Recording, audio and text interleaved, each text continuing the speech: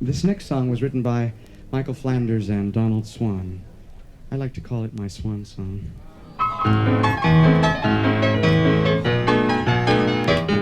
She was young, she was pure, she was new, she was nice. She was fair, she was sweet 17.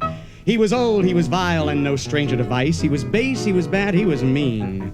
He had slyly inveigled her up to his flat to view his collection of stamps, all unperforated. And he said as he hastened to put out the cat, the wine, his cigar, and the lamps, "Have some Madeira, me dear. You really have nothing to fear. I'm not trying to tempt you, that wouldn't be right. One shouldn't drink spirits at this time of night. Have some Madeira, me dear. It's very much nicer than beer. I don't care for sherry, one cannot drink stout. Port is a wine I can well do without. It's simply a case of chacun or son gout. So have some Madeira, me dear."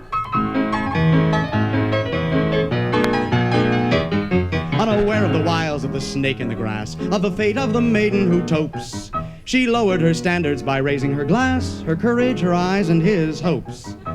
She sipped it, she drank it, she drained it, she did. He quietly refilled it again, and he said, as he secretly carved one more notch on the butt of his gold-handled cane, "Have some Madeira, me dear. I've got a small cask of it here, and once it's been opened, you know it won't keep. Do finish it up, it will help you to sleep.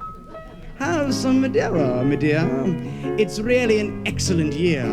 Now, if it were gin, you'd be wrong to say yes. The evil gin does would be hard to assess. Besides, it's inclined to affect me prowess. So have some Madeira, me dear."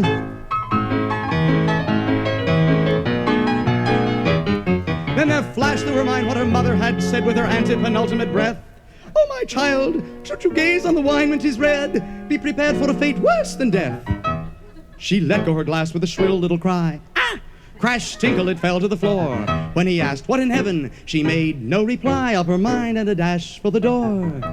"Have some Madeira, me dear," rang out down the hall loud and clear, a tremulous cry that was filled with despair as she paused to take breath in the cool midnight air.